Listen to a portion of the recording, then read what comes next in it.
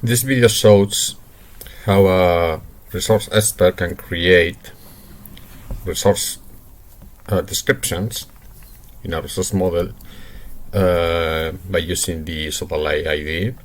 An option is to create a new file with the extension RM, or the user, the resource expert, can directly open an existing model into the editor.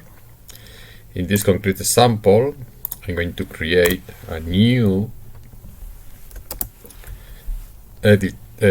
resource type, and I am assisted by the editor in the way to specify this node type. So I will create a type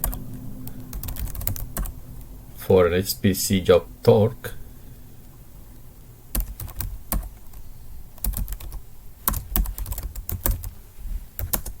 and at any time I am supported by the editor in the same task that is expected.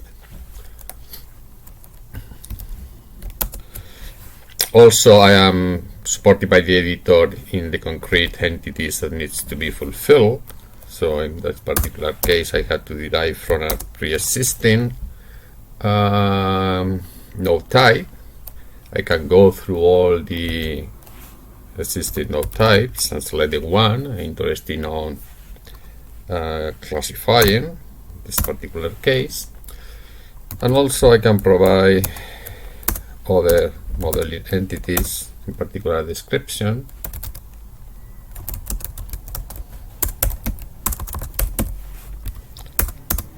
And I can keep continuing with my description of this torque type. I will start by providing some properties, always by using content assistance or IntelliSense. I can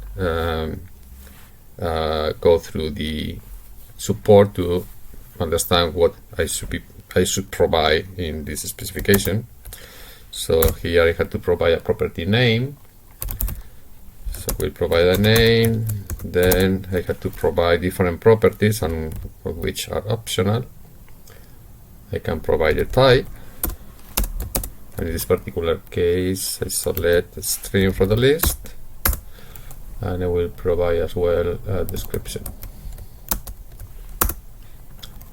which is job. I will go through other property just to provide other values. In this particular case, I'm going to provide not only the type, which has selected integer from the list, but also I will provide a default value, which is them. And I can go through all the properties of this concrete node type. Similarly, I can provide attributes. For instance, the job ID, which type is string, and anytime I'm supported by the user. If I mistype something, or I introduce any error in the syntax expected by the editor, I will be notified. For instance, if I introduce here a typo, I will be notified that it's not expecting this attribute, it's expecting something different. In order to complete the specification, I can also provide interfaces. And for interfaces, I had to write here interface name, for which I can provide type, and then I am retrieving all the interfaces that has been already defined within my workspace, and I can reuse some of them. So I will take the standard interface, and then I can start providing inputs. So here I have to provide a property name,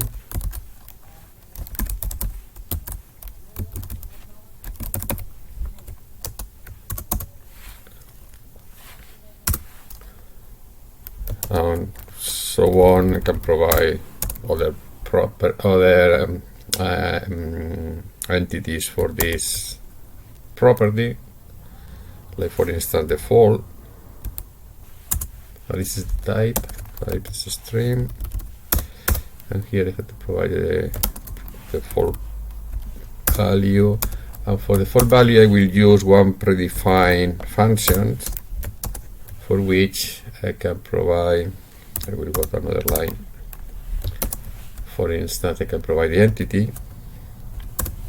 I can select from the available entities, for the available labels describing where to get entity, and I can also provide the property, and in this case this is